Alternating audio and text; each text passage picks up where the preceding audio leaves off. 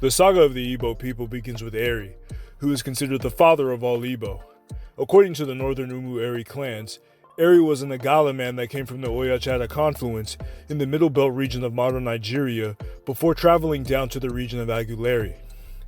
Eri's journey follows a long pattern of migrations that go back to the end of the African humid period, 5,000 years ago, where the Saharo-Nilotic ancestors of the Igbo that existed on an axis from Khartoum in eastern Africa to Asalar in West Africa migrated southwards towards more habitable regions. An analysis of the ancient knot culture reveals similar migratory connections that extend from the Tichik culture of Mauritania to the Khartoumian complex and Gajigana ceramic industries that extended from the Happy River Valley to the Chadian basin of northeast Nigeria. According to the cartographic and historical analysis of Dr. Dika Akwa, the Lake Chad area was called Biafra and peopled by the Ngara of eastern Africa. According to the oral testimonies of Igiomanta and Okoronkwo, the Igbo people have roots in ancient Kimi. Phylogenetic evidence can be used to validate this. The EM2 M4254 haplogroup that can be found in pre-dynastic Kimi has the EL649 subclade that is found among modern Igbos.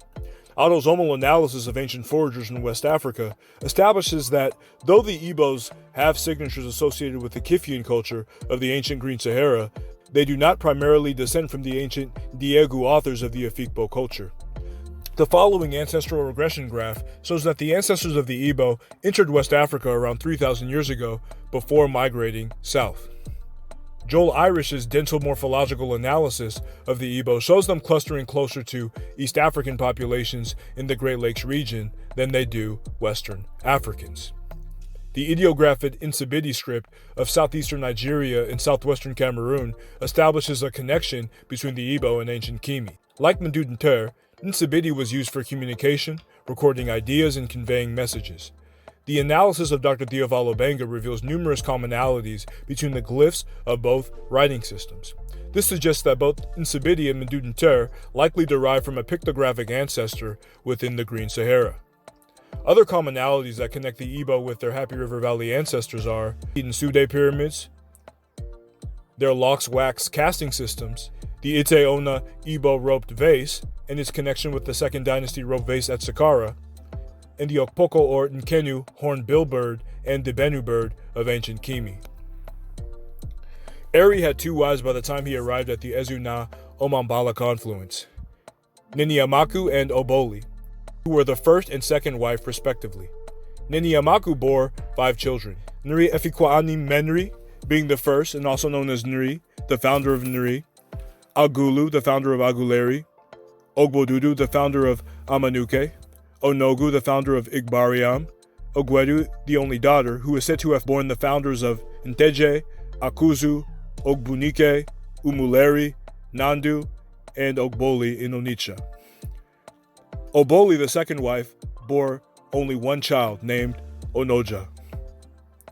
The Ezi Nri is the leader of Nri chosen by the Akenga and must be recognized by the public. He must prove that he is the choice of Chukwu, Eri, the ancestors, or Ndichi, and the Alusi, which is another way of saying Netters or Orisha for the Igbo. The Ezi Nri undergoes a ritual reproduction of Eri, the founder of Nri, before becoming king, which involves being celebrated as the embodiment of ritual sacrifice related to African divine kingship traditions. Each Ezi Nri traces his ancestor to Eri and undergoes a ritual reproduction of Eri prior to becoming Ezi Nri. During the ritual, the Ezi Nri elect is celebrated alive as already dead, and any funeral rite that would have been accorded to him when he truly dies would be performed as part of the coronation process. The Ezi Nri must obtain a lump of clay from the bottom of the Anambra River to make a ritual pot, or odudu, for the shrine of Nri Menri. Any Ezi Nri must complete all of these rituals and processes before he is finally crowned Ezi and handed the ofo, or the spiritual symbol of power, and saluted as Igwe, the heavenly one. Upon his death, he is to be buried seated in a wood-lined chamber. After the death of an Ezi Nri, there is usually an intermediate period. During this time, it is expected that the next Ezi is revealed through supernatural signs. Royal burials have been unearthed by archaeologists relating to this phenomenon that date back as early as the 10th century. Nri's leadership style is unique as it uses theological influence and control of trade routes to expand and maintain power, rather than military might. The philosophy is peace, harmony, and oneness with the Creator, Chukwe Okike. Nri became a haven for runaway enslaved Africans. The enslaved Africans that found their way to Nri were freed. Outcasts from other communities were also welcome. They were called the Osu, and everyone irrespective of status was treated equally. Although the Osu were not allowed to eat with freeborn locals. This earned Nri many admirers and converts. Nri gained allegiance and expansion not by force, rather through conversion and ritual oath swearing. A pompron called umu, often associated with restraint, is an essential Nri theological symbol and used in many ritual processes. The Ezi Nri is mostly in seclusion and has priests who assist him. Ritual priests are called Ndi Nri and are identifiable by their facial scarifications called Ichi. This quickly identifies them as a representative of Ezi Nri, who represents peace, harmony, justice, and divine powers, especially during their travels. They usually travel with a ritual staff of peace in their quest of winning converts or carrying out their duties. They have the authority of the Ezi Nri over lands that are under its influence called Odinani Nri. These priests have the power to cleanse the land of taboos, restore peace and harmony to the land, and conduct rituals. Honorable men with the Odinani Nri territories can share some of Ezi Nri's responsibilities by becoming Ozo, and they are collectively called Mburu Ichi. The Mburu Ichi nobles and the Ndi Nri priests are part of the Akenga. The Akenga is a powerful circle in the Nri society headed by the Ezi Nri, and it represents the force of achievement and power. The Ezi Nri confers honorable titles on his people like Ichi, Ubuevi, Ivijioku, Eku, and Amanwulu. The highest is the Enzi na Ozo title, which is highly spiritual. To be an Ozo means the bearer is Nze, and to be Nze means to become the living spirit of the ancestors. Nze therefore is the moral conscience of the society and is seen as a fair arbiter in cases of conflicts within the territory. The backbone of the Nri society in all Igbo communities is the Umuna, a patrilineal group of closely related males of a particular ancestry headed by the eldest man.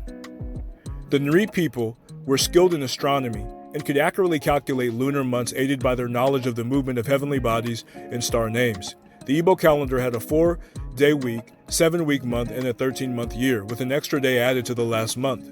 This calendar is still in use today, particularly in determining the market days.